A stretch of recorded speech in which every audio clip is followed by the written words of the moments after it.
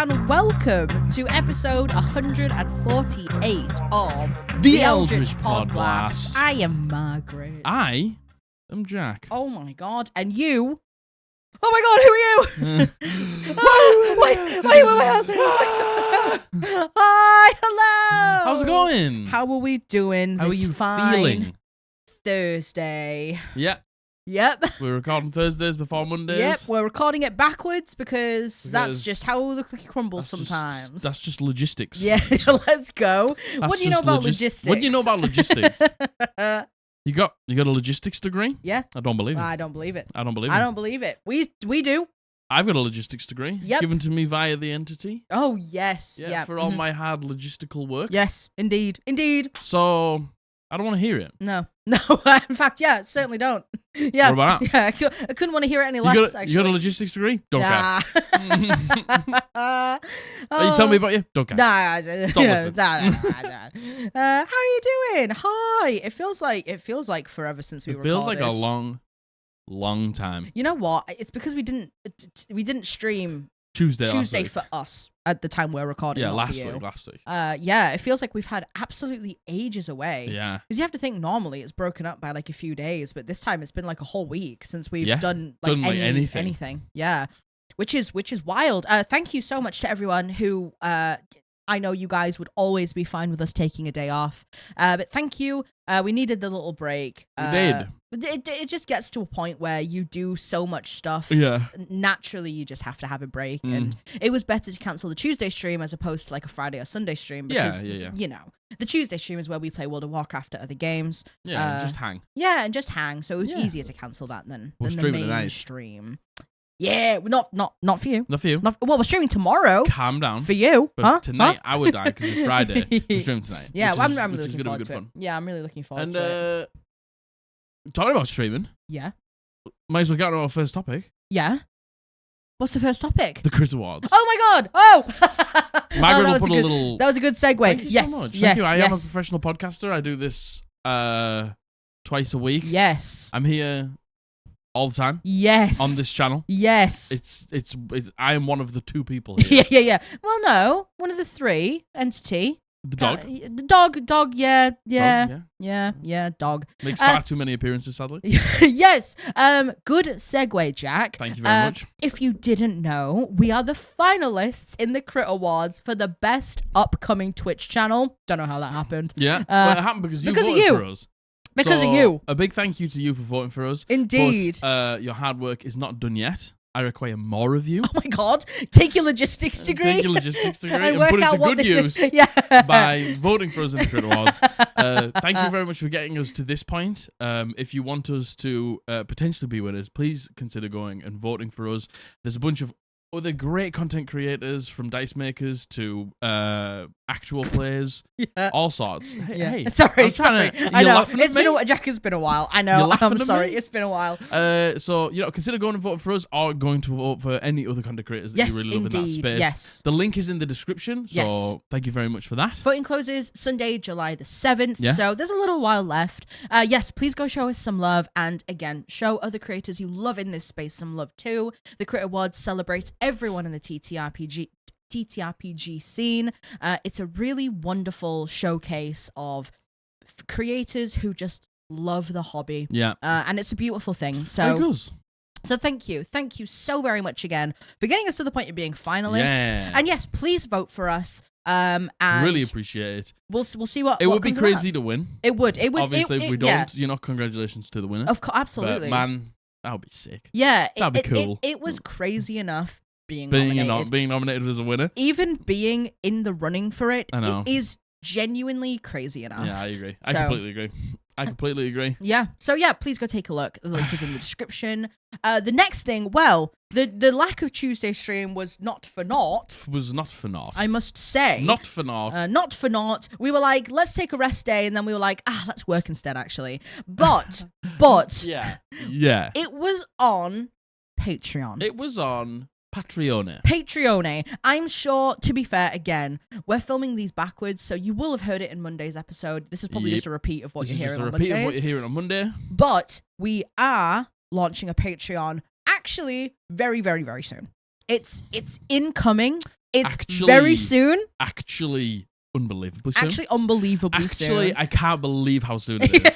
It's actually kind of crazy. It's kind of crazy. Kind of crazy. It's coming very, very, very soon. It is in the works. We have everything finalized. Yep. It's just one or two tiny little things left, and it's good to go. So very, very, very soon we will, of course, make It's an hot to announcement go. everywhere. Hey, Joe, D, D, oh, well, I'm not O, coming. G, O. I Hey, can't. Joe, D, D, O, I G, can't lift O. my arms. I get paid. Mark's got a Listen, hole. I've got. Listen, this is my favorite T-shirt to wear. It's comfortable. It's cotton. It's a cool design. I've had it for years and years.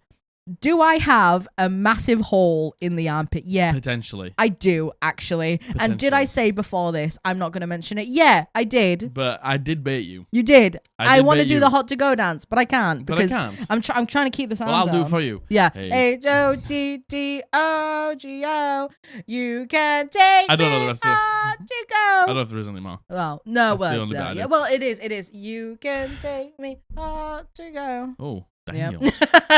Let's go. I would give it more vigor if the armpit hole's do your allowed. Dussy. Yeah. Yeah. So yeah, Patreon is coming unbelievably soon. Yes. There will be, if you like the podcast and just want to show it a little bit of support, there will be tiers for that. Yes, just indeed. To, Indeed. you know, if you think we are worth your hard-earned cash, you can support us with just a smaller tier.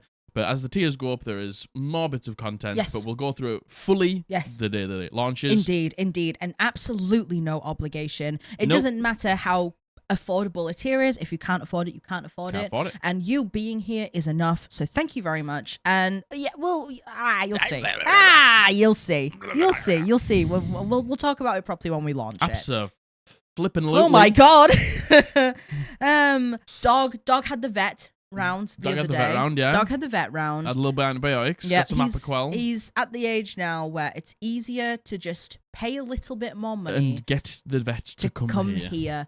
And it is well, we worked it out. It actually isn't that much more expensive because the prices of the vet have gone up. Prices of the vet have so gone up, much, and they always tell you that you should come back in 2 weeks. It's like I don't need. Yeah, to do I that, don't need though, to do that. He's been on this medication his whole life. We don't need to do that. You just want money out of me, and to be honest, you scam artists. Yeah. At this point. Our local vet has gotten really bad for it. They used to be a nice little family-owned vet. They joined a big corporation. They cared about us and they cared about the dog. Yeah, really, they did. You know, really. like they had a personal relationship with him, and it wasn't like you need to come in every single time because they knew him so well. Yeah, he would see the same vet over and over. They just want 56 quid out of you for an appointment. Yeah, and the appointments went from £18 to £56. And again, if we got the same level of care that we did, it wouldn't be a problem. There's not. We're happy to pay double that to have someone come round to the house and see him, you know? But 100 quid to have them come around here. It's a lot of money. And you know, it also goes without saying, we wouldn't be able to do that for our dog if it wasn't for you. It's safe to say that the things that we can actually afford now genuinely stems all from you guys. You've afforded us being able to. I don't know if you know, our dog's really dog aggressive. He's a peach. He's amazing with people, but he is really dog aggressive. Yeah, he's not very good. He's never been good with other dogs. And you know, he's 11 and he's getting on. He's at the older age for his breed. And it's so stressful taking him to the vet. And they used to understand that. Yeah, they used to be really good about it. They used to care about that, and that was like something that was at the forefront of their mind. Yeah. Now they just couldn't care less. Yeah, they really it's gone don't. downhill, and honestly, I hate it. Yeah, it's horrible. I hate it. He hates it. It's horrible for him. Absolutely awful. And the vet's come here now. Yeah, he's too old. He's too old to go through he's too that. old for it, yeah. I agree. So yeah, the vets came round and he's on basically a glorified strong hay fever tablet. Right? But hey, his anti-itch medication. If you ever had a hay fever tablet that's knocked you out, well, my dog has. Yeah. Man, that first day when we gave it to him, he was like the hay, and again, because he's getting older as well. The hay fever tablets with the antibiotics. It's like a double whammy. It is a double whammy. So and he's just had his hay fever and antibiotics. So he's out before this, and he's out like a light right now. I'm sure that won't last particularly long. No, but he is out. And everyone came round for D&D. Yeah. The day that he'd had them, and he was like, he does this thing where when he's really tired or he's on meds, He sleeps on his belly with his arms out, and he has a really long nose. He puts his nose on the floor or pillow or blanket. Puts it on the floor. And because he can't be bothered to move his head, he breathes out of his mouth, and his cheeks just go. It's so funny, and that's when you know he's That's conked. when you know he's pooped. So yeah, dog good, dog well, Dog well. Just Just some itchy feet. do you know who's not well? Our D&D characters right now. No? Nope. D&D characters right now. Very sad. Very sad. Very sad. Have we said what's happened? We said on stream. Oh, God, I don't know. It's been so long.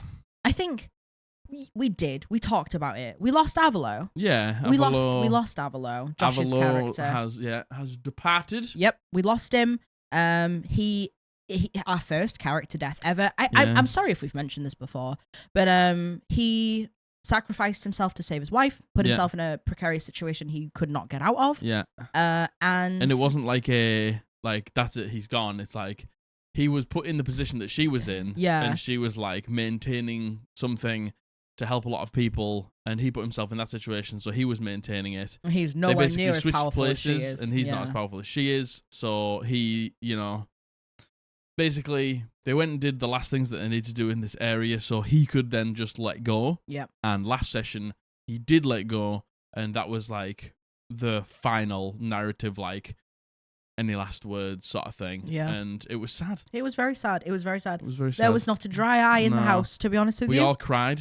Yep. It was really sad. It was really sad. The first proper goodbye to a character that we've ever had. It was really sad. It was horrible, actually. It was poetic and beautiful, and it was for all the right reasons. But it was very sad. It was sad, yeah.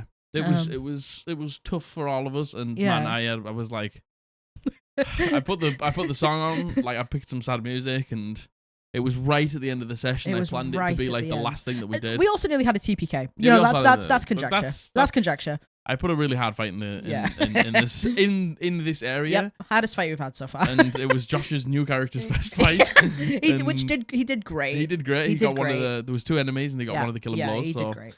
But yeah, so the last thing that we did was this, like saying goodbye to Avalo, and I put some sad music on, and I was, desperately just trying to get through the bits that I had to say, narratively, and I was struggling. And Josh, there was like tears falling off Josh's face. Yeah, as he said his final words. I was pre-crying. You were crying. I was pre-crying. I loaded up the pre-cry. Everyone cried. Everyone cried. Yeah, every single person cried. It was really, really sad.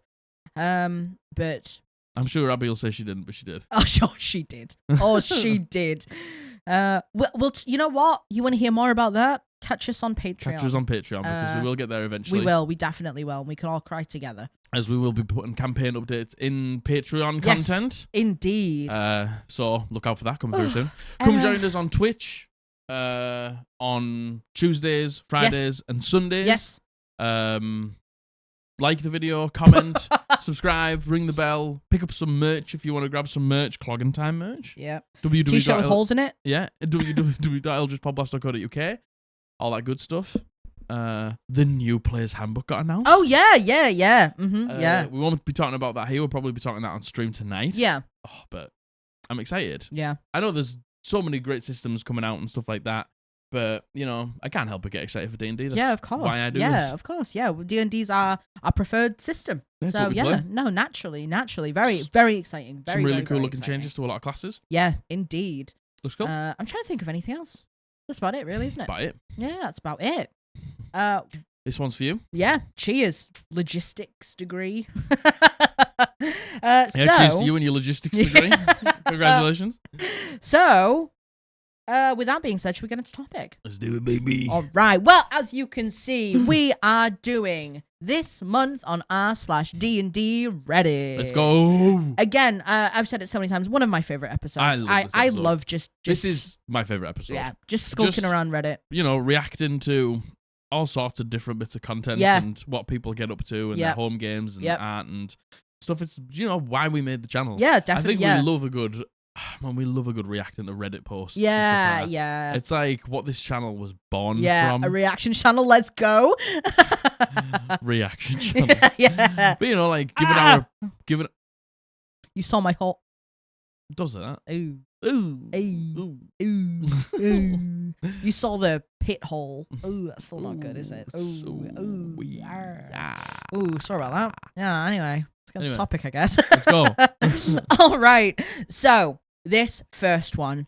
The title of this topic is, what innocent question did you ask your DM that scared them?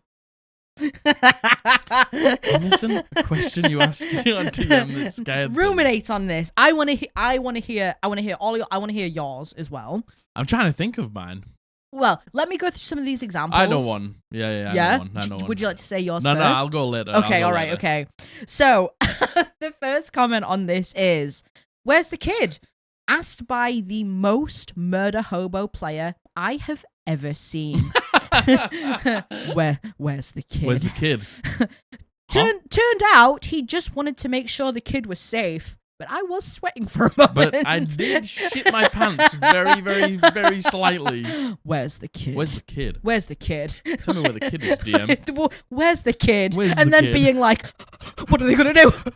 What are they going to do? What could they possibly do here? Do you want to know what? I'm so glad I've never played with a murder hobo. Same. Like, I couldn't personally, and, everyone plays the game for different reasons and stuff like that. Oh, he's flat out. Yeah. But I couldn't think of anything more boring. Yeah, like, I agree.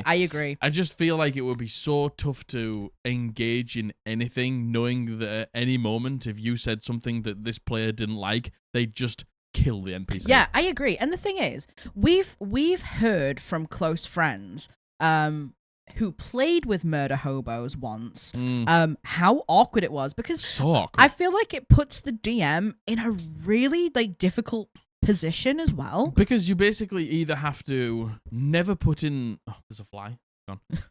You basically have to never put in interesting NPCs ever, or if you do put NPCs in, they need to have plot armor or be incredibly strong, totally, which then brings up its own sort of problem. It's just like, well, if you're so strong, why aren't you doing it yourself, sort of thing. Yeah, if you get me. Like the one that we heard was someone just decided to fireball it was some children. It was, burning hands. Oh, burning hands, some children. And it's like, and the DM was like, what on earth do we do? And the other players were like, well, and we're reporting you to the literal police. And the DM was like, you get arrested? Yeah, and now you're in prison for life. And then it's like, and then what do you do? Yeah. And the thing is, it just murder hobos who do it intentionally, it feels like a power play, being like, well, what are you gonna do? Yeah. I'm gonna kill him. What are you gonna do? Just like, yeah. You get arrested. Yeah. What do you want me to do? Where do we go from here? My hands are tied now. Yeah. You have to either get arrested by law enforcement, fucking walk it back, or which is boring for everyone. Yeah. Or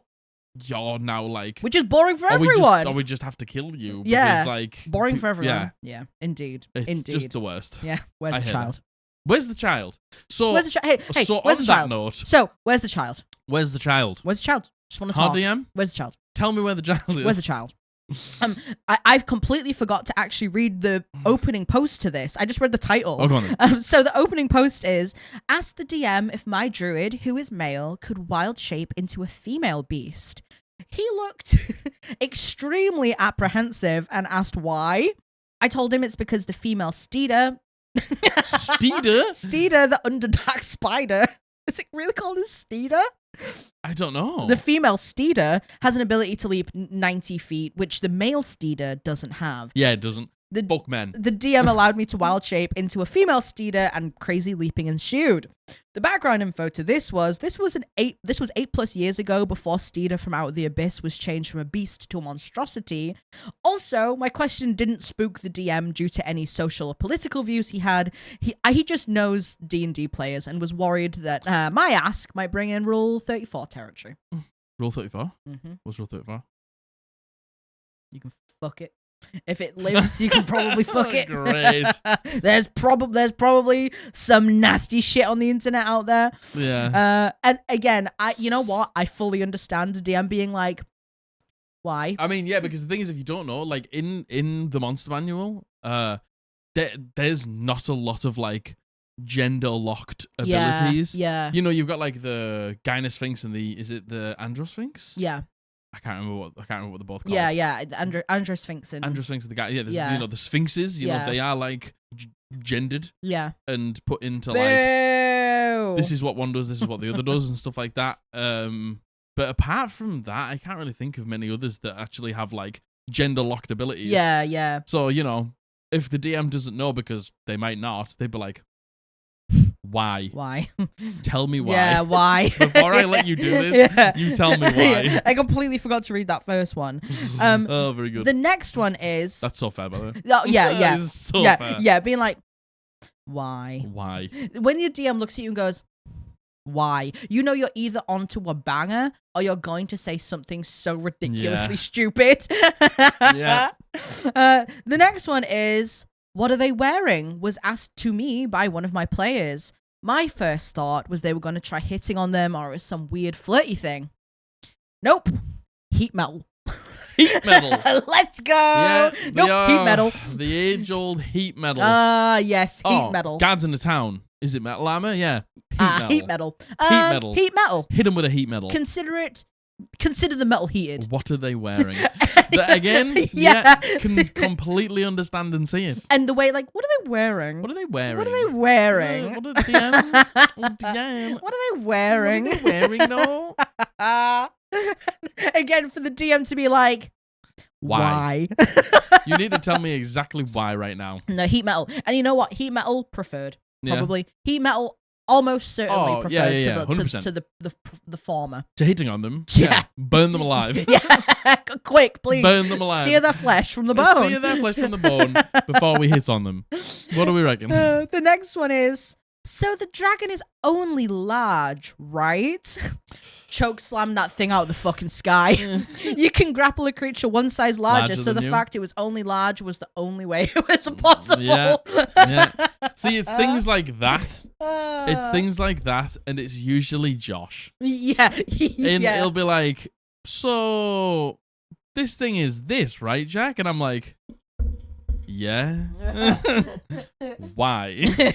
And then he'll say some outlandish bullshit, and I'll be like, fair enough. And then you're like, you know what? Yeah, go for it. Let's give it a go. Let's see how it goes. Fair enough. So the dragon is only large, So the dragon's only large, right? Choke slam. Suplex the dragon. Yeah, suplex the dragon out of the fucking sky. That's just like a lot of people's like, when they think about D&D and what they'd like to do, it's something about choke slamming or suplexing or people's elbowing or Batista bombing. Like a dragon out of the sky. Out of the sky. Yeah, I agree. Like I grab it midair. Yep. And then I choke slam it into the ground. choke slam it into the ground. Yeah, I choke slam it out of the sky. Yeah, I choke slam it. Agreed. Yeah. Hey, we got to get the thing grounded somehow. We gotta get it grounded. Yeah. And I think the preferred way is with the choke slam. Yeah. I agree. That's why we play Dungeons and Dragons. Am I right? Yeah. To choke slam the dragon. If I don't get to choke slam a dragon, I don't want to play. There's no point. Yeah, there's no point. There's no point. There's no point. The next one is, corpses are technically objects, right? Followed up by asking the cleric, you've got Revivify prepared, right? Right? So what do you think is happening in this? I have some clarification to what this actually was about, but what do you think this is about? Well, usually when it comes to corpses or objects, it's about... So before you'd said the next thing, it's like, okay, I animate objects, and now I can just like fly a bunch of like corpses around or something like that, or like I can just telekinesis a corpse at somebody. Do you know what I mean? It's usually it's an object, so I can use it as an object in my spell. Yes, or I can potentially easily move somewhere with it or pick it up. Yeah. So, the follow-up to this is, your player had a similar thought to my DM. She had one of our BBEGs kidnap 2 party members by power word killing the barbarian, grabbing the warlock, dipping via dimension door, and then revivifying the barbarian. So it's like, you when you Misty Step, you can take any objects with you. So it's like, if you need to get out, corpse is technically an object. You just kill them, and then they are objects on your person. I understand. It's just followed up with, you've got Revivify prepped, right? Right? That is That is all of your solutions are fucked. You aren't. You have nothing left. There's no other way out of here apart from me dimension doing away with objects. Absolute insane plays. The other here. one's usually how long can I last in a bag of Bag holding? holding. That's usually the other one. Yeah. Yeah. Get in the bag of holding. Yeah. One person dimension doors with everybody in the bag of holding. Yeah. To be honest, this was our level of. I mentioned we nearly had a TPK. This was our level of trying to brain work how the fuck to get out of the situation we were in. Stone shaping there through was roofs of buildings. That was the MVP move. I promise we'll tell you all about it. Yeah. But I know what it's like to be in this situation and being like, quick, we gotta go. We gotta think of something. We gotta think of something. We have nothing left. We're this is bad. We have to think of something. Yeah, I agree. We are done for if we stay. Yeah. You've got Revivify Predator, right? Right? I do like that stipulation. And the Dungeon Master being like, yeah, you can just kill your friends and then take them through and then revivify them on the other side. The penultimate for this topic is either which one of them has my silver sword or is he still asleep? I was playing a Gith Yankee. For the still asleep question, I was holding a maul 30 feet above someone's chest with a mage hand. What, they were just hovering a maul 30 feet in the air above somebody? Is he still asleep? Is he still asleep? Is he still asleep? Has he noticed yet? Is he still asleep? I dropped mage hand. Man, first of all, that would take out a commoner. Oh, 100%. Oh, that would take out a commoner. So dead. You gotta think it's like weapon damage plus fall damage. Probably it wouldn't be full fall damage. Yeah, because a maul isn't the weight of a human. Yeah. but like it's probably really heavy. Probably really heavy, and you got to think about like it'll be picking up speed as it drops. How far? 30 feet? I'd probably add another 3d6 on that. Yeah, let's go. You're probably doing like 2d6 weapon damage plus 3d6 fall damage. Let's go. 5d6. Ouch. That's a commoner goal. I can see this. Like you've snuck in and you've been like, who has my silver sword? And the DM's like, that person asleep there. And then you go over and you're like, is he still asleep? And is he still asleep? I can just imagine like you're in like a tree branch out the window. Yeah. And they're in the bed and you float the like maul in through the window and you like hover it. Is he still asleep? Yeah. You drop it and you just see the legs go. Yeah. And then they're unmoving. Yeah. And then you just and then you use the mage hand to get your sword. Yeah. Mission complete. And then the last one. DM, point of order. Would you consider mayonnaise to be difficult terrain? Would you consider? That's the only time those words are coming out of that person's mouth in that order ever. Yeah. Would you consider mayonnaise to be difficult terrain? It depends how much mayonnaise. Well, I wish there was some more elaboration. I wish I searched. I looked at this comment to see if OP had actually answered this. Silence. What does it mean? What do you mean? Mayonnaise to be difficult terrain? Yeah, I guess so. I guess, but I think if there's a lot of it, yeah, it's gonna be difficult terrain. Like it's gonna be slippy. It's gonna be thick. Yeah. Like if there's like a foot of mayonnaise, that's difficult terrain. 100%. Yeah.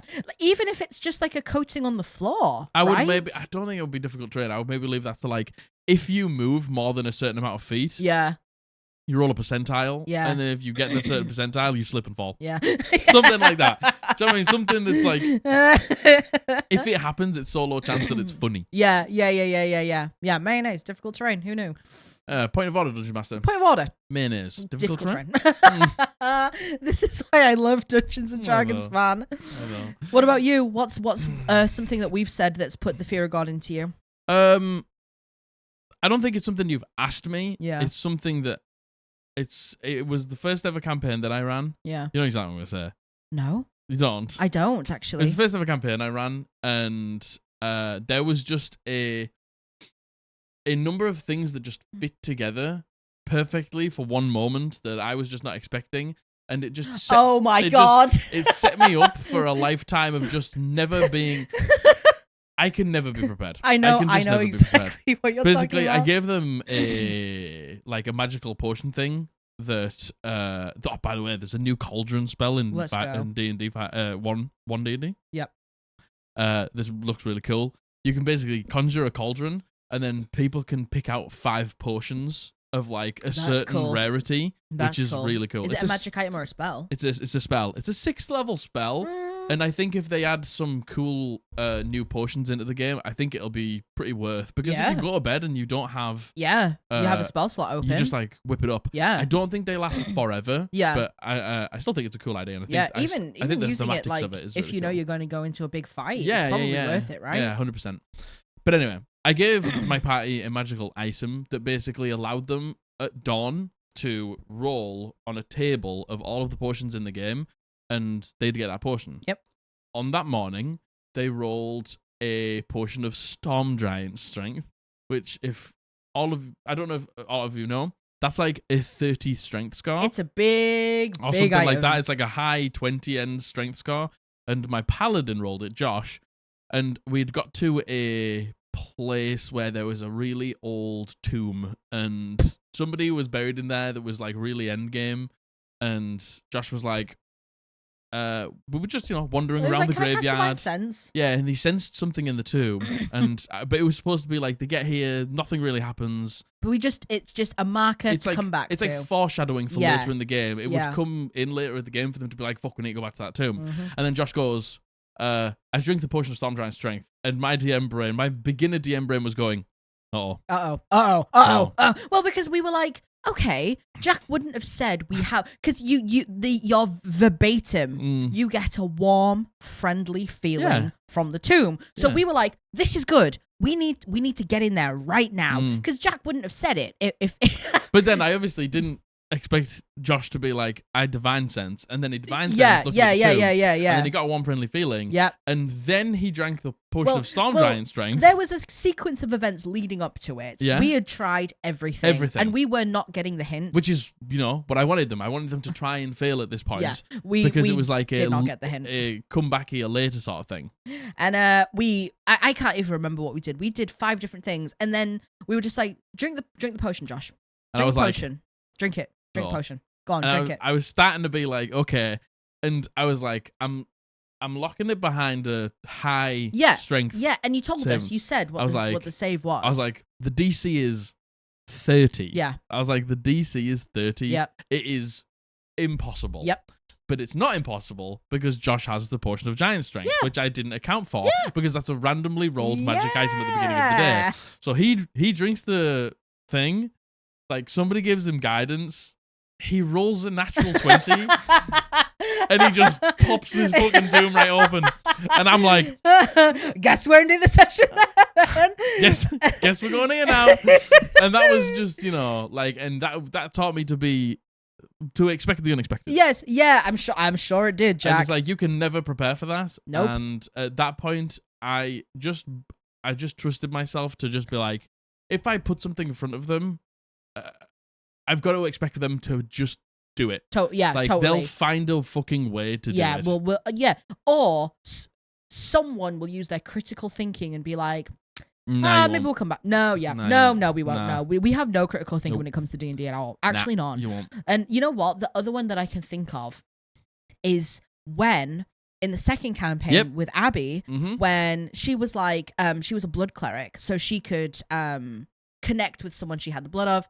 Odiger was the vampire that turned her, so technically they shared the same blood. Yeah, and she was like after him in a way. Yeah. For what he'd done to her. We had found out that he was basically waiting for her in her hometown. So she was like, I'm just going to check in on him. No, you didn't know he was waiting for you in the hometown. Oh, no, we didn't. That was it. You got to the capital that her hometown was like close a subsidiary of, like a glen of, like on the outside. Yeah. And she was like, I'm just going to do this like blood thing to see if he's here. I'm going to check, because she could look through his eyes. And I was like, he's here. And he's like, her parents had a jewelry shop. And I was like, he's working. Your jewelry shop. As like, he's like got a disguise on. He's like changed his form. He's just in your parents' shop waiting for you to return home. Yep. And she was like, right, okay. And I had this whole session planned for the capital, like a bunch of cool one fun of the things only to do. jaunty sessions you'd ever planned for us. And then Abby was like, right, well, we've got to go. And I was like, well, guess we will. Well, guess we're going right now. Guess we're going literally right now. Yeah. And it's one of these things where it's like, we could, in that moment, we were like, we could metagame it and be like, we know we don't have to go right now, Yeah. right? But fuck me. Abby's character, seeing her parents in danger, she knows what this vampire is capable of. Yeah. He knew he was there to literally mess with her and to fuck with her. Yeah. And she knew what was going to happen. Yeah. There's no way her character would see that and not go immediately. And there's no way that our characters would have tried to talk her down from that ledge, you know? But the thing is, there's a lot of times where Abby doesn't really like say it out loud. Oh, this is what I'm gonna do. She just does it. Yeah. And she didn't say anything beforehand that she was gonna do that thing. So like my DM brain thinking like, it's okay, we're going to the capital for this reason, and there's gonna be this cool thing and this and that, and then suddenly the whole session was like, well, we're not doing any of that anymore. Yeah. We're gonna go over here and do this thing. Yeah. So yeah. Yeah. That's it. What about you? What are the moments that what have your players said or you have said to your DM respectively? Yeah. That's put the fear of God into him. Yeah. I want to know. Tell me. I do want to know. Tell me down in the comments below. I really do. All right. This next one, the title of this is, turns out that playing a lawful good character is a lot harder than I thought, and maybe I'm not a good person. Recently, I made a lawful good Dragonborn Paladin to play Curse of Strahd with friends. I was planning to make a character inspired by Optimus Prime and others, strong and intimidating, yet strong enough to be gentle, trying to be a ray of hope in this dark place. Well, turns out it's not as easy as I thought it would be. No, it's not. I would find myself struggling with self-control, lack of patience, thinking with my fists first, making snarky remarks that would be out of character for the character I'm trying to roleplay, Yeah. and using way too many threats. It got to the point where I'm thinking maybe I'm just not a good person if I find myself struggling to roleplay a good character. No. I feel like a couple of times I forgot myself and I barely avoided breaking my oath. I just wanted to vent because it's been a source of a struggle for me. It's a fun challenge, but damn, have you ever found yourself in a situation like this when it turned out that it's a lot harder to roleplay a certain character than you had envisioned? 100%. My God. I have done this before. Yeah. I've wanted to be the sort of like wise, like arbitrates the group, sort of like sits back, like watches and listens, and then comes in with the judgment later. Sort of maybe on the nighttime, like a little bit of a caduceus sort of thing. Yeah. Like, he's not about saying it to prove a point. Yeah. He like waits and then he'll like get that person one-on-one and he'll be like, hey, you said this thing today and I just want to let you know, like, and comes in with some fucking crazy wise, like fucking Master Uguay stuff. And I'm like, I want to play that character. I'm the same, I try and play that character and then I end up just being a fucking asshole. Because I just can't, like, a bad guy says something and I can't help it be like, shut up. Yeah, I'm the same. I'm exactly the same. And I've really learned what characters I like to play now. I think you've played a lot less characters than me. At least longevity-wise. I think that also plays into it as a dungeon. Because the thing is, I think when I know exactly what's going to happen as a dungeon master, or like a general consensus of where it's going to go and what people are going to do, I can have that judgment. Totally. And I can say those clever, smart things. Yeah. Because it's all in my hands. Totally. Yeah. When it's out of my hands and I don't know what's going to happen, I struggle way more with that. And you know what? Oh my God, I've said it before. Playing a lawful good character genuinely can be just as detrimental as playing a chaotic evil character. Yeah. In my opinion. I think lawful good and idiot paladin get very mixed up here. Totally. Yeah, totally. But I think my dog licking feet. Licking Pete's. Dog wake up, dog lick feet. He's a Pete licker. Cycle repeat, Repeat. Repeats. Let's go. Little Pete's.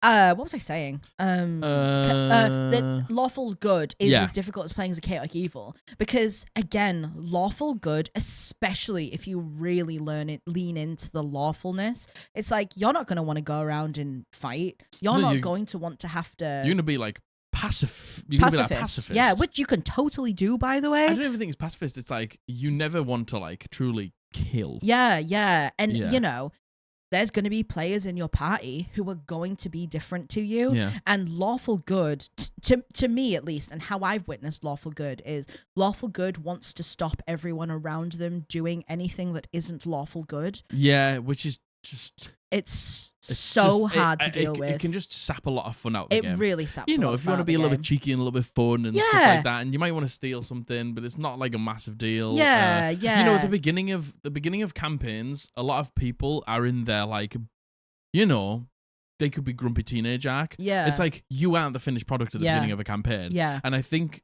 like you've got a lot of flaws and you've got a lot of problems that you want to work out as the campaign goes on. Totally. And the problem with having a lawful good character at the beginning there is they don't want you to have those flaws. They want you to be endgame good right now. Exactly. And it's like, that just doesn't work. Yeah, I agree. And, you know, I'm not saying that every lawful good character is like that, by the way. That's just the experience I've had, obviously.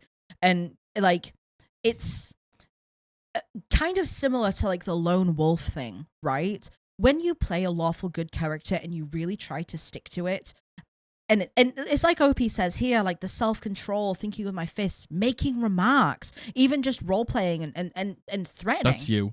Oh, that's me, by the way. Making snide remarks that's is me. you. That's me, by the You way. love making snide remarks. That is my favorite thing to do. I love that. And I know that. And that's why I spec into charisma for all of my characters, no matter what. Yeah. But, you know, when you're excluding yourself from that level of roleplay, when you make those decisions, kind of similar to a lone wolf, which I had the experience of doing. Yeah, it kind of really I can. just secluded myself so much from roleplay. Yeah, I think it's really hard, like I said, for people to work through their problems and their issues with somebody who's just like, I'm perfect and I'm gonna stop you from ever being bad. It's like, when you're bad, then you can get good. Yeah. Or maybe when you're like morally grey, you can get good. You can like go to either side. Mm-hmm. And when there's somebody there just being like, you have to be like that now, saps so much of the fun out of character development, I think. And it's even just small things like, you know, and I'm only going off what OP's saying here. Like, you know, like the thinking with my fists and fighting and,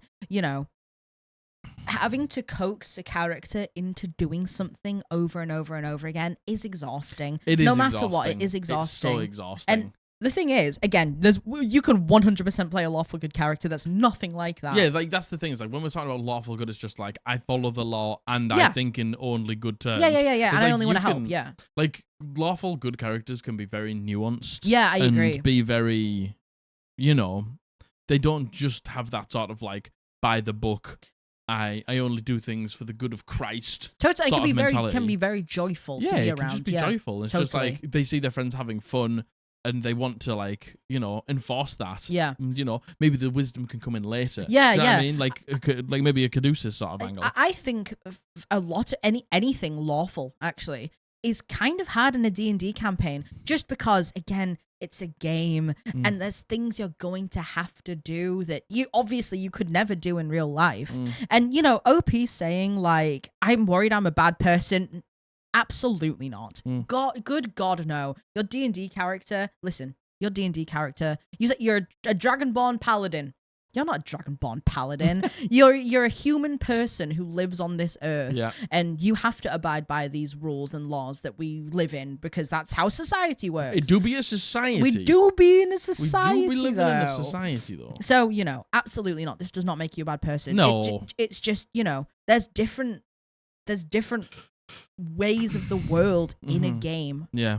obviously. Yeah. And you know And- what? Oh, sorry. No, I was just gonna say that like you can still like react snidely to the bad guy. Yeah, of course. Because they're bad. Yeah. And like you're good, so you would react Yeah, of that course. way. Yeah, of course. You know, if something is like, you know, just evil, inherently evil that's in front of you, you can start thinking with your fists. And And yeah, going you with can be that. disgusted You by want it. to, you know, get rid of, you know, evil. If you're playing that sort of like holier than thou paladin sort of thing, Yeah. like you can do all those things and still be lawful good. Yeah, and still make decisions and have actions that go against lawful good because you have the intention of lawful good behind you, you know? And that's just how it works in D&D. Yeah. D&D is so nuanced like that. It is, yeah. But there is an edit. There is an edit. Okay. And the edit is just, thank you everyone for your advice and kind words. I didn't realize that playing a good aligned character is such a common challenge for many.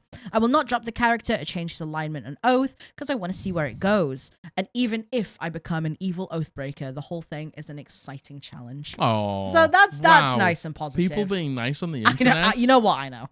Yeah, I know. I know. That's the lesson I've learned today. Yeah, that's nice and positive. That's I really the lesson like that. I've learned in this whole thing. Honestly, like what I was gonna say is this is such a common thing. Like, yeah, it is. Yeah, really a common thing, and this is kind of why the argument of alignments. You know, are they a good or a bad thing? You know, they're just like everything in life. There's nuance. Just like, you know, good in whose eyes? Good in whose perspective? What is good? You know, you might work for an assassin's guild, and killing the target, no questions asked, is good. Yeah. To a fucking lawful good paladin who just wants to do everything by the book, and that's not good. Yeah. But it's like, they're two different characters. So it's like, when you say good, it's good for your character. Yeah. When you say lawful, it's lawful for your character. Yeah. You know, like a monk from a monastery who's only been like brought up with specific teachings. What is lawful to them, their law that they've lived by, the law that has been like what they've grown up in and had their teachings of, is going to be different to you as a wizard. Yeah, like, absolutely. Yeah. It's not just thinking lawful good means I'm a goody two shoes and I do everything and I can never break a law and stuff like that. It's just like, that's not what lawful good means. It's like the laws you live by. Like, evil characters can be lawful. Yeah, I you agree. know, the whole 9 layers of hell, like devils are lawful. Yeah. Like, yeah. that is just what they are.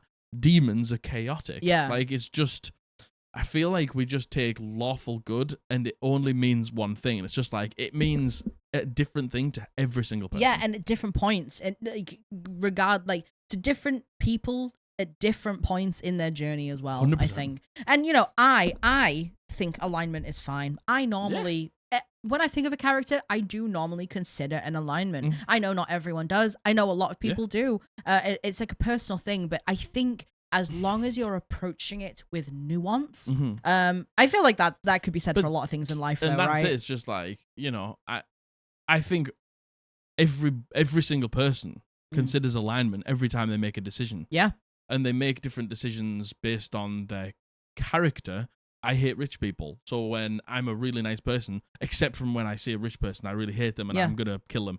You know what I mean? It's just like, that's acting with alignment. Yeah, yeah. But it's just the alignment is you and how your character reacts to every situation. Totally. It's like, you don't have to just put a hard line at like neutral evil. You don't need to do that. Yeah, I agree.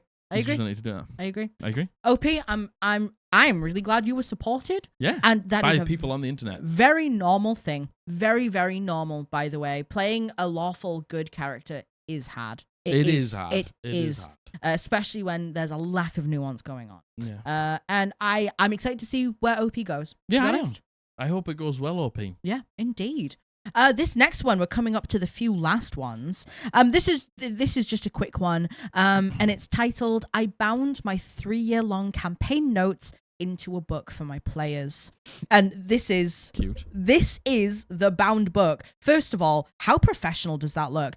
I understand that's the point because it's been professionally bound. What was it called? It is called The Terrible Company. The Terrible Company. Established 2020, Tales of the Terrible Company. It does look really professional. It is professionally bound. It's very minimal on the front, yeah, which I like. Yeah, It's got like the skeletal hands. Yeah. And the D20 on fire. Looks a little gothic. Yeah, it looks so good. And the post is, last November, I finished running my first D&D campaign with my friends that went from level 5 to 20. We ran a total of 85 sessions over the course of 3 years or so, and we had an absolutely awesome time. About midway through the campaign, I had the idea of making a book out of all my session notes. So after a few months of slowly editing and figuring out how to get them created, I was able to gift these books to my players today. Sick. It came out to about 160 pages of journal entry-esque notes, and the quality was better than I could have hoped for. The logo on the front was designed by one of my players, and a friend of mine did the inscriptions on the interior for each of my players. I did this through Barnes & Noble's press, and it was surprisingly easy and cheap to get it done. Highly recommend. Awesome. I just think, what a beautiful memento I of agree. your campaign. See, this is, for me, this is the only thing that gets me about not making notes. Yeah. And, like, you know, my stat blocks are good for me, but that's because I understand the way that I write. Yeah. It's like, they couldn't be officially published because I don't write them as such. Yeah. And I understand what the abilities are supposed Yeah, to do. yeah, Stuff yeah, like that. of People are course. like, oh, can I get stat blocks? And I'm like, you can. Like, I'll give you stat blocks. I'll have to run you through them Yeah, to yeah. show you what they mean and stuff like that. Yeah, hey, on Patreon. But on Patreon.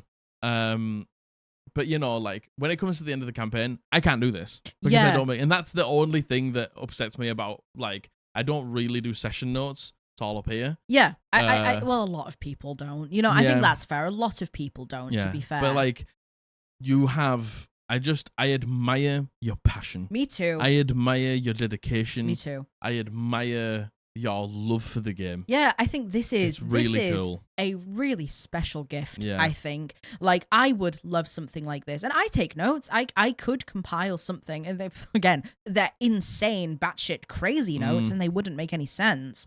But, you know, you could put together, like, your session prep. You know, we could chronologically go through your session prep. and Really have any. Well, yeah, but you know, you do still have bits. Like, I think this would be a wonderful gift. And you know what? If I had more time, I certainly would do something like this. I have got... We are 22 sessions into my newest campaign. Yeah. If you take stat blocks away, Yeah. I probably have about 4 or 5 prep sessions. Yeah, but you know, like... I couldn't do it. Like, I couldn't do it. Yeah. I couldn't do it. Yeah, Like, I mean, just don't... I certainly could. You could. You And, definitely could. You know, do I have the time to do it? Definitely Nah. not. You know, maybe if one day we can go full time with this and we don't have our jobs, like, Yeah. yeah, maybe I could. I think what we have always threatened to do but never have done is at the end of the campaign, get art. Yeah. Get like your favorite NPC or something like that of mine. Yeah. And then all of your characters Yeah. sort of in a moment in the campaign. Totally, which, God, we really should. But again, you know, money and, you know, not everyone wants that or can afford to do that, which is so fair, by the way. Yeah, of course it is. Like, I understand it's not everyone's priority, but, you know, I think something like this would be a Yeah, wonderful it'd be gift. sick, wouldn't it? I think I just, what a thoughtful, beautiful gift. And I implore anyone thinking, please take a note from OP's book. Yeah. Literally. Barnes and Noble Press, whatever that means. Yeah. Apparently it was super cheap and easy to do. Good. And yeah, I think what a wonderful gift. And it looks fucking sick. It really does. It just looks metal. It really does. It looks just so looks cool. fucking It looks hardcore so as good. fuck. So good. Which is cool. It's kind of like a yearbook, right? You don't read it all the time, but when you No. do look back over it, you're like, Fond man, memories, I yeah, know. definitely. But that's what we do when we just sit at the table, and when we sit there and like something happens, it's usually Josh. Yeah. Josh will go like, "Oh, do you remember when we Yeah, did this thing?" it is. Yeah, it It's is. just like, it is. because Abby wasn't in the first campaign. There's a lot Yeah. of times where Josh is like, "Oh, Abby, when we were in the first Yeah, campaign, like yeah. this thing happened." Yeah, and he gets yeah. all like hype about it. And He I'm like, does. "Oh man." Yeah, I know. It is nice. It is I love nice. D&D. It is nice. I think it's important to preserve those memories as I well, agree. to be honest. I agree. I mean, you probably could do something for the first campaign. You planned a lot. I did plan a lot. You planned a lot in the first campaign, actually. I did plan a lot. Yeah, you did. In comparison, that's when I was in my I don't really know how to DM like state. Yeah. And I was just planning so much and stuff like that. And I will say, like, I spoke to Margaret about this not long ago. Like, this is the first campaign where I haven't even come close to feeling a smidgen of burnout. Yeah. And it's because I basically don't plan. Yeah, and I think the only times you have is when I've specifically mentioned something to you and I've pushed you in a direction that I'm not aware that I'm doing, and I'm just asking a question based on something which forces your hand to plan. I think that's the closest you've probably gotten because of me. No, not at all. Like, there's some moments where, I can just grab a piece of music that I enjoy and lay over it. What was the name of the playlist? Oh, God. You played for Avalo. It was like recalling the sad memories of an empty life. or something We were like that. that's horrible. It was the saddest I was like, it was such I a read horrible the title. name and I was listening to the music and I was like, oh, this music's nice. And I read the title and I was like, that'll do. That'll do. Hey, that's it. Sad enough that. That's the ticket. But that's the thing is like, you know, I don't mind grabbing a piece of music for a sad situation. I don't mind, you know, like I did the same thing for your thing. I didn't write anything down for that moment that you had. Yeah. Like that's the thing that gets me when I have to sit at my computer and just like write and be like, oh, what's I'm just like, I already know I have it up here. Yeah. But then when I just try and write it down, it just takes me ages. And I'm just wasting time. Yeah. And I just hate doing it. Yeah. Like I plan my combats, I plan my stat blocks, I like get my maps together. Yeah. And like apart from that, I just don't plan anything. And I've never felt better Yeah. about being a dungeon master. Yeah, definitely. And I'm like, I could keep going forever Yeah. at this pace. Yeah. And never need to like take a break. Yeah. Or anything. And it's really been a breath of fresh air for me. Yeah, which is important. And you know, again, like it has been different. It's been a different experience entirely compared to God, especially if you look at the first campaign, right? It's been a different experience. It doesn't mean it's any less enjoyable. Yeah. You know, we obviously still fucking love playing in the game. Yeah. But it is different. It's different. There's not as many like choreographed like scenes. No. With like I've never liked descriptions. Like it's just not what I care about as a dungeon master. Yeah. Like I care about more like the meat on the bone. I care about more like what they have to say. Yeah. And why they're doing it. Yeah. And bits like that. And like this time round, I've put bits of those things in there. You know, like I think a lot of us will, you know, remember that thing that happened to you. Yeah. That was like a choreographed moment. And I put it in there for you because that's what you care about. Yeah, and you know, I think, you know, what I said earlier about, you know, I'm kind of the one who's maybe potentially pushed you in a direction that I haven't meant to. You know, I'm obviously just used to the way the style that I've previously seen, and I'm a sucker for a monologue.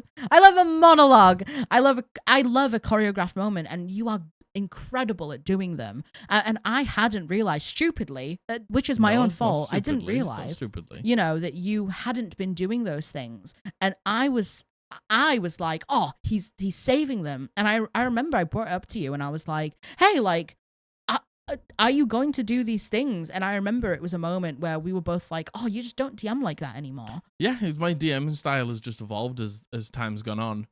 And yeah, there will be monologues. There'll be, you know, points where those things come in.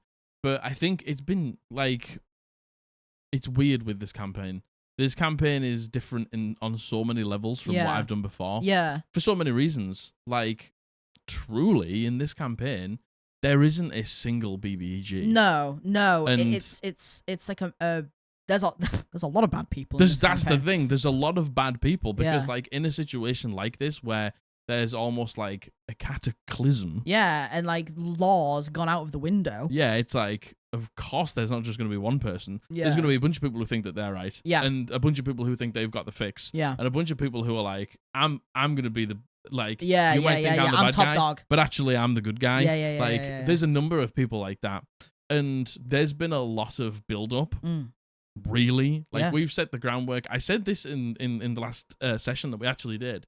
I was like, there's been so much setup to the point now where there's like only payoff. Yeah, there's definitely. Like, there's about to be, well, there was payoff for Avalo, who's now gone. But you know, we got to the point of his character, his moment where it built up to this moment. Yeah. And he knew that there was something going on. Yeah, and he knew it was important. And again, none of us expected him to do what he did. Yeah. But that, in a way, was right. It was right. It was the right decision for him to make. I definitely think so. And I think very soon there will be a payoff for Matthew. Yeah. And then afterwards, there's almost going to be like a double payoff for you and Abby. Dale. Yeah. And, you know, it's in those moments. Totally. Where those things will come. Yeah, totally. It's in those moments where those, you know, big epic moments will happen. Yeah, totally. And, you know, like I've always said, and to people who are maybe new here, it's like, if you try and just have like epic sessions all the time, none of them feel epic. Totally. Yeah, absolutely. But I feel like there's some epic moments coming in this campaign. I'm so excited. And that's because we've had a lot of build up. Yeah, a lot of build up. I Yeah. say a lot of build up. We're only 22 sessions in. Yeah, but it's been a lot of it's been a lot of build up. There's been a lot of build up. There's a lot of names floating around. There's a lot of names floating around. We haven't even touched. Yeah, we haven't there's even. There's a lot of lore. There's a lot of lore. There's been more lore than I've ever done before. Yeah. Which I've really enjoyed. Yeah. And everybody seems to enjoy it. I've just really fucking enjoyed it, to be honest. Yeah, it's been it's been different, but it's been a good different. I've really, really enjoyed this, and this is gonna be my like first kind of campaign in like a. You always say multiverse, but not a multiverse. But a continuous world, which is really exciting. Which I think all of us are so excited about. And I think it's because we know that it's coming. Yeah. And like there's been a number of plot lines that I've intentionally not paid off. Yeah, because and it's the same world. Taken out of your control that, might come in next campaign. Yeah, totally. And yeah. I'm just so excited for Absolutely. I'm so It's gonna be excited. And that was kind of a bit of a tangent there, but what on this no! on this podcast? But it is all relevant, because your DM style has changed a lot. I think how we've all played has changed a lot because of it too, and it's very normal for your DM to change their style, and it's normal for you to not notice, but it's also you also owe it to your DM to just check in and make sure that everything's...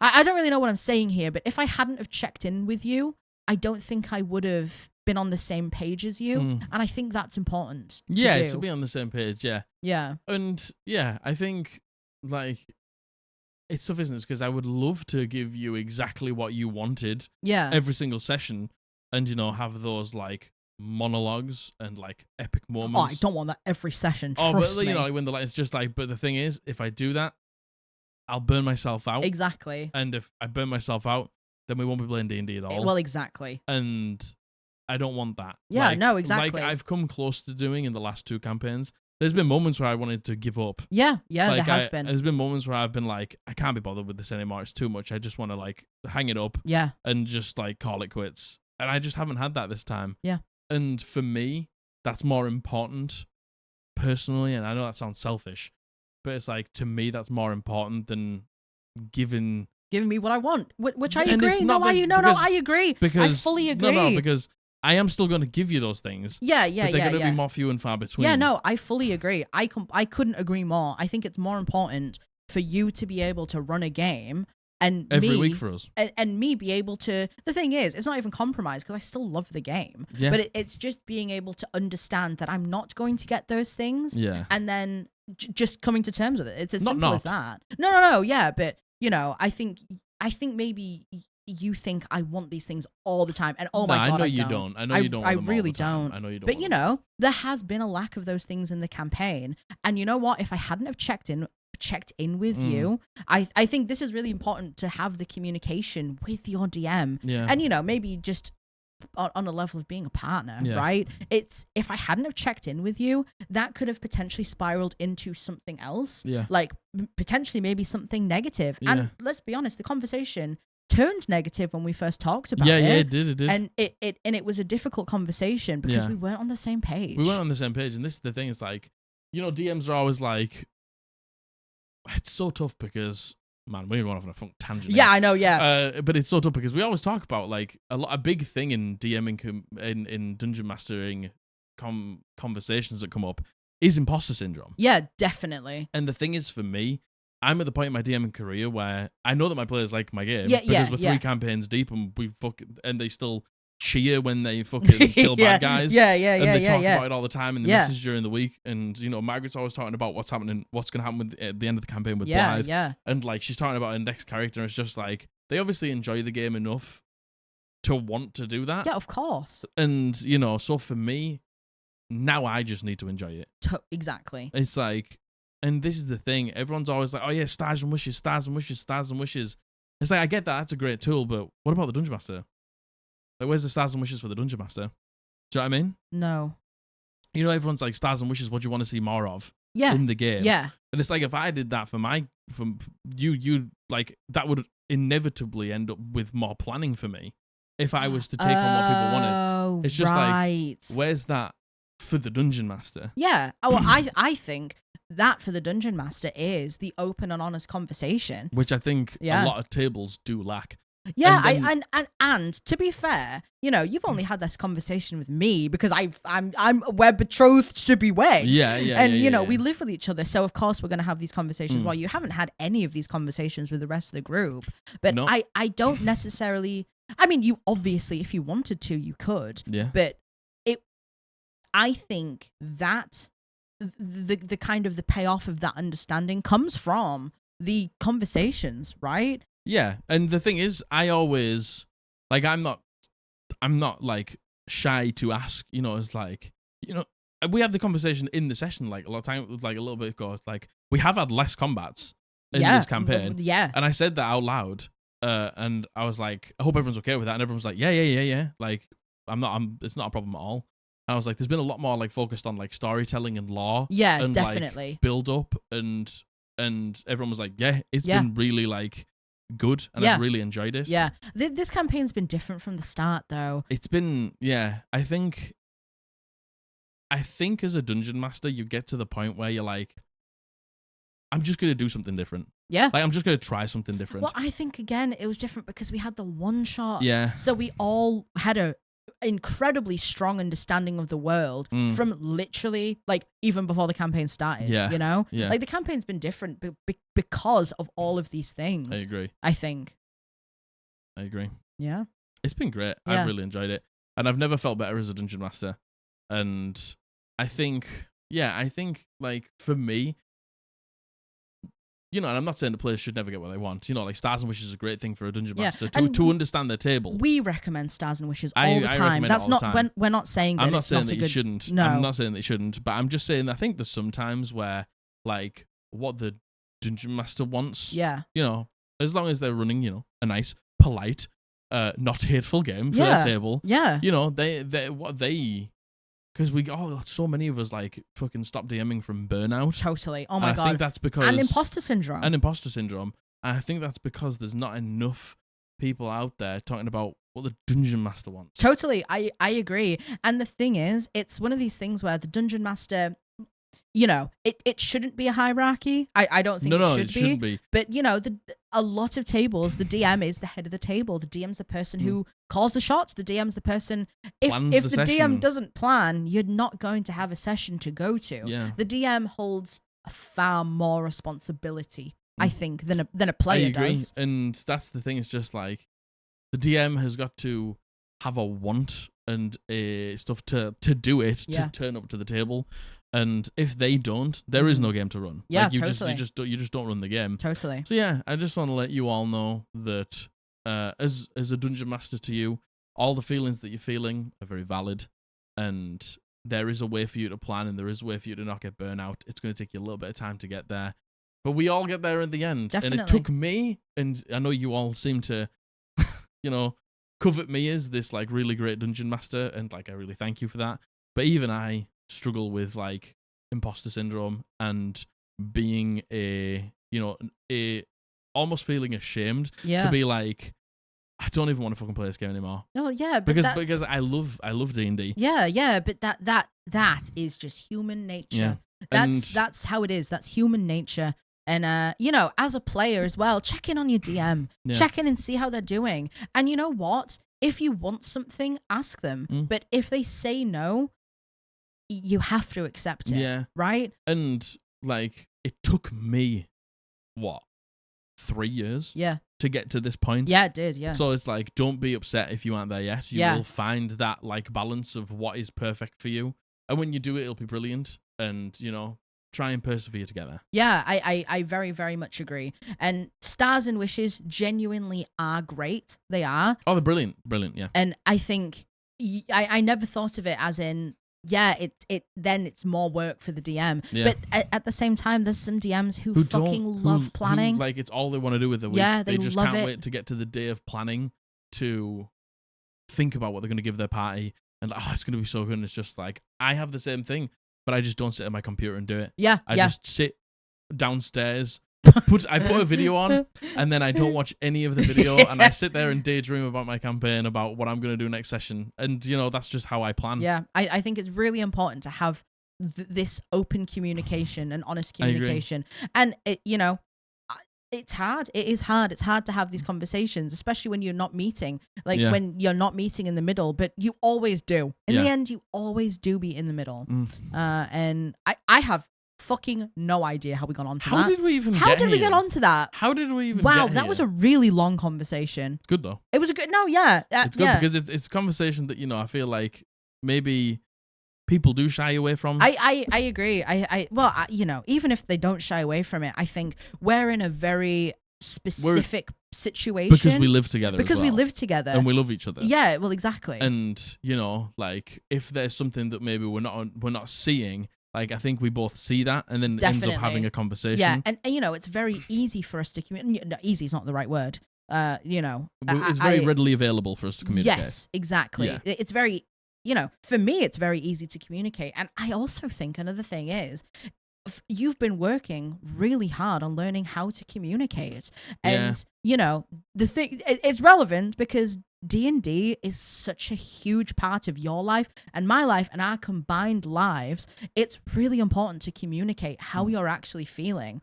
And I think that's something that you're really working hard on. I try my best. I'm still not very good at it. No, but you're in a much better position. I am. Because of it. I am, yeah. I am, yeah. Yeah, I am. And, that's just as a man, though. Totally. Because we aren't taught to communicate. No, you're not at all. I think every single time I'm like, oh, I'm getting better at communicating. It's just like, I'm not. Like, I'm not there yet. Yeah, but, you have to want to work on it, and you are. So, yeah, and I do. You were never given the tools. Jesus Christ, from literally the day I came out of the womb, I was given the tools to be able to feel my feelings, and you weren't. Yeah. So, I don't know what that all means. Yeah. But, yeah, we still have a lot to get through. That's right. We've got the art to get through, don't we? Yes, we have another post that I really wanted to get through. Oh, right, okay. Okay. There's a post that's really, really nice that I wanted to get through. God, what was the last thing we talked about? I can't remember. Oh my god, it was the campaign book. Yes. Yeah. It was the campaign book. I see where that has Yeah. from. I can see. I can now see the trail of thought as to how we got here. Yeah. It's been a long time since we had a tangent, actually, to be fair. Yeah. Because we're really good at staying under time now, yeah. I think. Not this time. No, not this time. And my dog is not happy. No. I think it's because we're so used. You know what? We do a lot of this on stream. Yeah, we do. I think we talk a lot about this stuff on stream. Yeah. Anyway. Let's I really want to show. Is it okay if I give through this last post? Go for it. It's a really nice one. Come on. The title is "My son won a prestigious school award because of D&D." Let's fucking go. Bit of a brag post. So I introduced my sons to D&D last November, and the youngest one has been obsessed ever since, to the point where he started a D&D club at his school, which is grade 6 in Australia. Sick. I don't know how old that was, but when I lived in Australia, I was in grade 4 and I was 5. Wow. So what, like 7, 8 years old? Yeah, maybe? so young. Wow, okay. Last week, I was contacted by the school and told they had nominated him and he had won the Aussie of the Month award, which is like a nationwide Student of the Month. Really? When the explanation came through, we found he had been taking in shy kids without many friends and helping them improve their social skills by encouraging them to do monologues in character. The school had noticed all of them improving at making friends, speaking in public, and talking through emotions and problems by doing it in character when they had gotten nervous. When asked why they were doing this with funny voices or accents, they told the teachers about his D&D club. He'd been coming up with a new one-shot every lunch. Every lunch. Are you kidding me? For almost 5 months, which has impressed me by that alone. What? And then there's an update which just says, "Thanks everyone for the love. I'll be passing it on to him. I only started playing to teach them how to play. Younger one loves... I only started playing to teach them to play. The younger one loves storytelling. The older one loves creating creatures." It's just a game, though. I just don't like this. It's just whatever it needs to be Totally. to anyone. Totally. Do you know what I mean? This role-playing game is helping kids talk about their emotions, 100%. talk about their problems, make friends, make speak friends. in public. You know, shy people coming out of their shell, shy people feeling like that they now belong to something. Yeah. Because of this role-playing game that we play. And I just think that is, it's not just a game. How could it ever just be a game? Yeah, I agree. And God, for children that young, first of all, by the way, a new one shot every lunch. Every lunch. Every lunch. I do one like once every 6 months, and I still find it hard. Like, it just shows like what a creative kid. Oh my God, 100%. Insane. And that is so like, you should be like, I don't have kids. I have a dog. And I'm proud of him when he goes outside and does his business in the garden. I could only imagine how proud you must feel. Aussie of the Month award. You deserve more than that. Yeah, I agree. And OP starts with a bit of a brag post. Yeah, rightly so. Brag by the away. way. Like, rightly brag so. away. Wow, what an emotionally intelligent, like genuinely intelligent, all round, creative, kind, caring, smart kid. Yeah. And that has to stem from your parenting. Yeah. It has to. What a brilliant job you're doing as a parent. Man, and this is why D&D, we say it all the time, I wish as a kid I had found D&D. I wish it was something that was even in my sphere of knowledge at the time, you know? Like, I feel like D&D would have helped me so much, and clearly it does. It's like, we tackle tough topics when we like come to D&D. Like, a lot of the time for a lot of people, we can, tackle the topic of loss. Yeah. Which is something that sadly every single one of us goes through. And I think it's helped you and I big time. It has. It really has. Get our emotions out about things, especially about loss, that we've never really truly been able to like express and like do in a comfortable space. I agree. And I just think like for so many people, and it doesn't have to be that. And like you are so valid if you just want to get together and forget about your life. Oh my God. And forget about work. Oh my God. And just smash some creatures. 100%. And just loot the chest at the end. Like, if it and is, put the cool armor on, like you're valid. If it is just a game to you, that is so valid, because we play games to have fun. Yeah. That is so valid. And don't think that us being like, oh, it's more than just a game, and you don't think it is, makes you any less valid. No, you're not. Because you said it, D&D is exactly what it needs to be for people. And the thought that these kids, especially, the kids who are shyer, you create a character a lot. I'm speaking for myself here. You create a character that is the things that you are not, that you want to be, that you wish you were. And for these kids to be able to create these characters who are larger than life and confident and able to do these things, and then they can channel that to bring that out in themselves. Exactly. And and it hurts me when I hear people who are like, oh, it's a satanic game. Oh God, it's what are they doing? It's a big Christian L. Like, what are they doing to our children? And it's like this can't speak any clearer. Yeah. I don't think. I agree. What a beautiful thing. And I just love that. It's just like, you go back to like what the satanic panic. It's just like kids are running D&D in school now, and the school's fine with it. Do you know what I mean? It's just like there isn't this like pointless restriction and this pointless hatred towards it's like D&D. Video games cause violence. Like, we're past that now, and I'm so glad, because that's just fucking stupid. It is. And just look at what it's doing. I know. Just look at what a role-playing game is doing for a bunch of kids. They're learning how to like talk about their feelings, talk about their emotions, like come out of their shell, be things that they want to be. Yeah. I mean, that's just insane, and I just love that. What a difference that your child has made at such a young age. What a difference. What a legend. What a legend. What a legend. You know what? I hope that your son has just a flourishing D&D career. And even if they don't, even if they're like, I don't actually really like D&D. It's already done so much for them. What a difference. What a difference that this has made for the people around them. And good on your kid. What a kind, compassionate, caring kid. Big time. This gives me so much hope for future generations. I know. Take the D&D outside of it. Take the D&D away. The fact that a kid wants to help other kids be more confident in themselves. Nobody I grew up with would have done that. No, I wouldn't no have done one. that. That's I wouldn't the thing. have. I wouldn't and have. that's just the difference. And I'd like, there's a lot of hope there. There is a lot of hope for the younger generation. There is a lot of hope. Totally. Because the ones above us, doomed. Yeah, I agree. Absolutely I fully doomed. agree. I unfortunately fully agree. I think what a beautiful Awesome. what a beautiful Amazing. one. I'm very glad we read that one. Shrek 1986. You're doing it right. Right. This is the last one. This is the art section. Yeah. Normally we do 2 pieces of art or like an art and a small business. You will see why it is combined. Okay. Everyone, get your tissues ready. Oh no. So this is the title is Campaign Moment: Casting Hero's Feast in a Torture Room, and this is the art. Great bit of art. So, first of all, I promise I will read out what it is. You can tell just by the composition of it, just by the faces, just by the title of this, by the missing chair with the plate in front of it, by the character with their head in their hands, the despondent look. I don't know why this piece of art just really speaks to me. I think especially after what we've just been through in our campaign. Yeah. This really speaks to me. And the actual post is, in our last session, we had a typical D&D moment.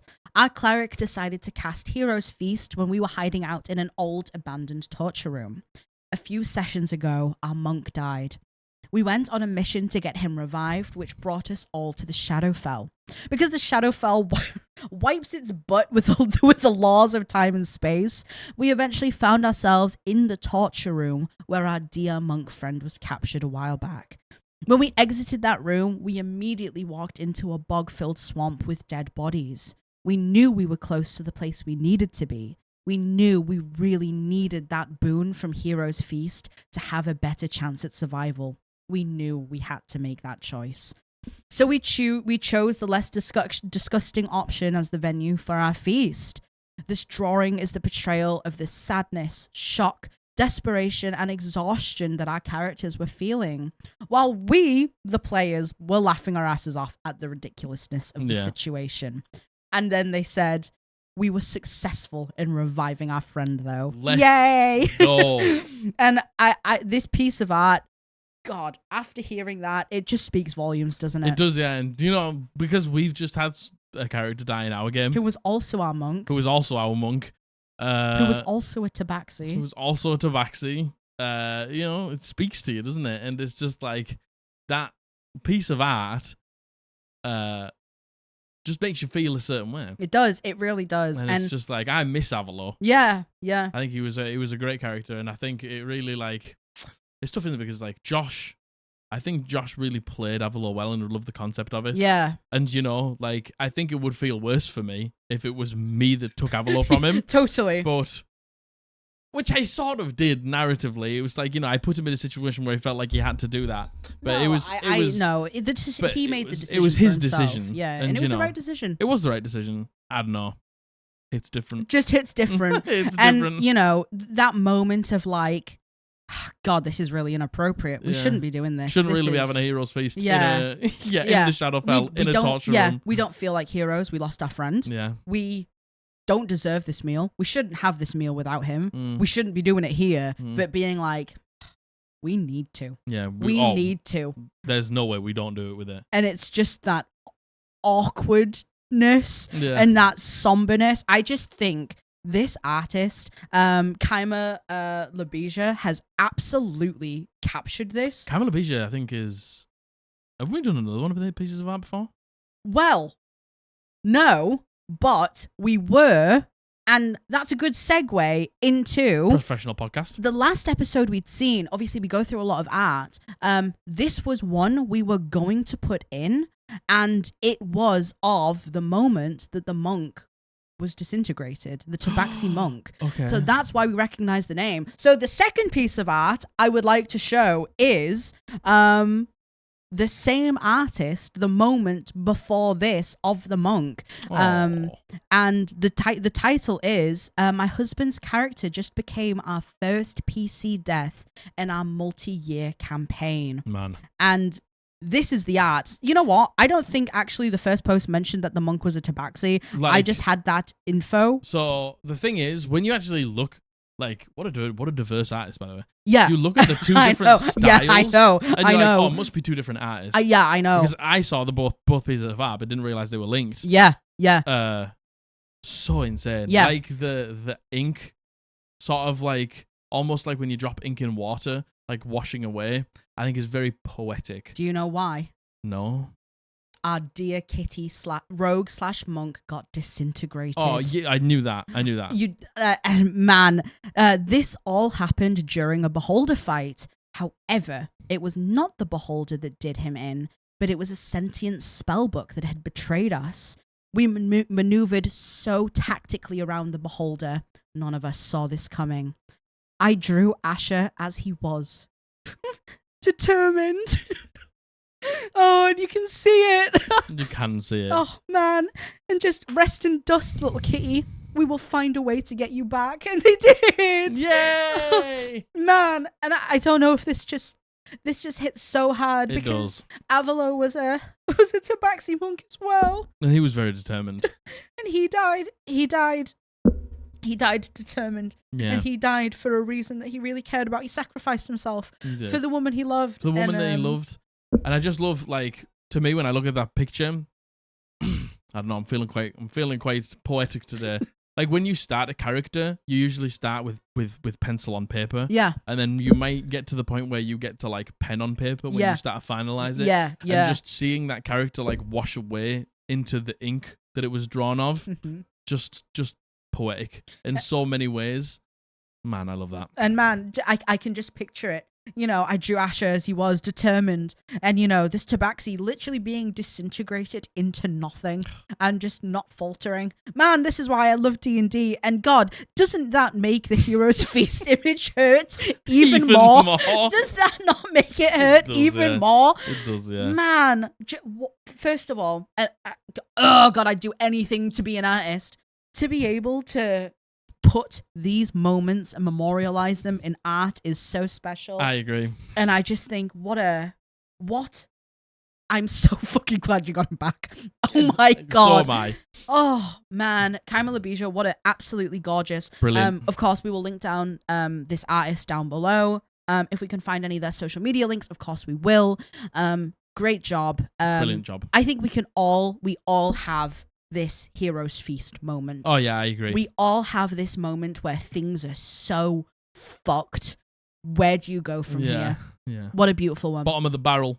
Bottom of the barrel. Yeah, 100%. We can all think of a moment.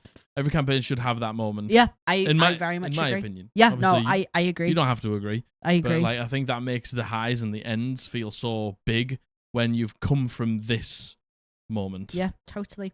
And maybe this just hit differently because of Avalo. Avalo. Man, God, that got me real good. Yeah. That's it. We end on the sad note. We end with a little bit of a cry. I need the toilet. My dog isn't happy. I was like, I'm not gonna cry. I'm not gonna cry. Oh, yeah, I'm not all gonna right. cry. Yeah. Yeah. Anyway. Yes, if you want to hear more about our campaign, we will be going far, far, far more in detail. We'll be doing a monthly live stream of our campaign updates on our Patreon, which we will be launching very soon. Join us on Twitch to come and get some advice and some hangouts and just learn a little bit more about us as people and, you know, our passion for D&D and things like that. Please come and join us and hang out every Friday, Sunday, and then Tuesday if you want to come and hang out and play some games with us. Yes. Pick up some merch at www.eldritchpodblast.co.uk. That helps us immensely. Like the video, subscribe if you haven't, hit the bell to be notified when we upload a video on a Monday and a Thursday. Please vote for us in the Crit Awards. Vote for us in the Crit Awards. Best upcoming Twitch channel, which still makes me laugh so much. I know, I agree. I love you. I love you. Bully loves you. Yes. We've been the Eldritch Podblast, and we're going to see you on Monday. Bye.